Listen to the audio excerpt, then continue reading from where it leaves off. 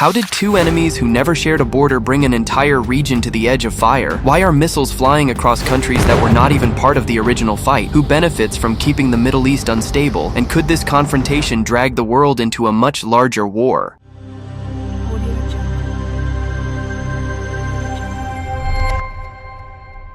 America and Israel together have full control over Iran. A large-scale military attack has been launched. The operation has been named Operation Epic Fury, and this is not a one-day strike. No, U.S. officials say it will last for several days. We are going to destroy their missiles and raise their missile industry to the ground. It will be totally, again, obliterated. Bombs are falling all over Iran, Tehran, Isfahan, Qom, Kerman, Shah.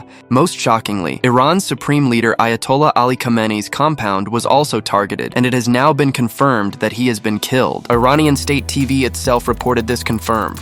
حضرت آیت الله العظما سید علی حسینی خامنه‌ای در راه سربلندی حرم جمهوری اسلامی ایران شهد گوارای شهادت را نوشیدند. Apart from this, many top officials of the Iranian army, commanders who were in a defense council meeting, were also killed. Trump said, "The people who make all the decisions, most of them are gone." In Tehran, the reaction on the streets was divided. On one side, some people celebrated, while on the other, some cried. In response, Iran fired missiles not just at Israel, but also at the UAE, Qatar, Bahrain, and Kuwait. Explosions were heard in Dubai and Abu Dhabi. One person was killed due to missile debris. Smoke was seen rising from the U.S. Al Udeid Air Base in Doha, and from the U.S. Navy's 5th Fleet Base in Bahrain. This shocking video went viral immediately. Iran's Armed Forces, IRGC, said they attacked 27 U.S. military bases. The operation was named Operation True Promise 4, but attacks were not only on military targets. Civilian areas were also hit. Direct evidence can be seen in Dubai, Kuwait, and Bahrain, where 5-star hotels and international airports were targeted. Imagine, friends, in this very Gulf region, more than 10 million Indians live. Wherever missiles are falling,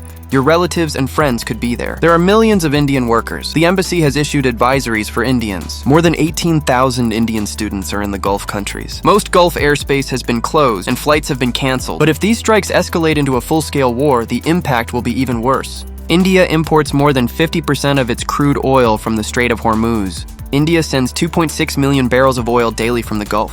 If Iran blocks the Strait of Hormuz, India's oil supply may be disrupted.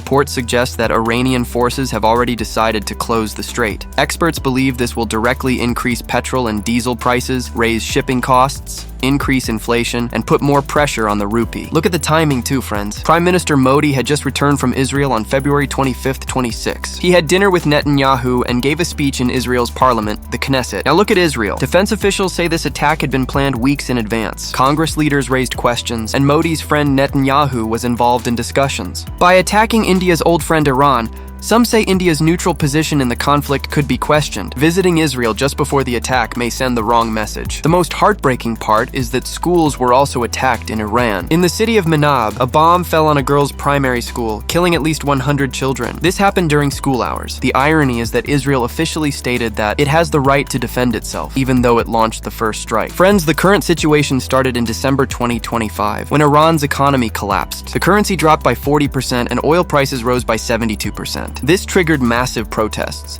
and the government opened fire on its own people. Estimates say more than 30,000 protesters were killed. Trump responded, saying, "Help is on the way."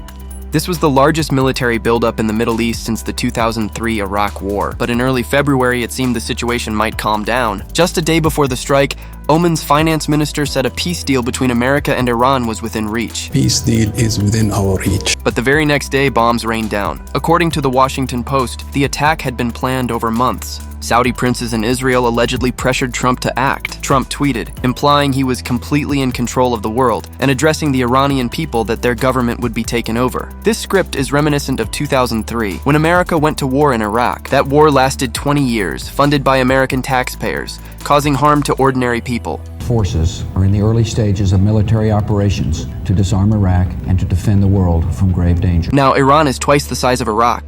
The official excuse is that Iran's dictator must be removed to bring peace and democracy to the people. Prevent this very wicked, radical dictatorship. Hour of your freedom is at hand. But it remains to be seen whether this will benefit the common people or cause suffering.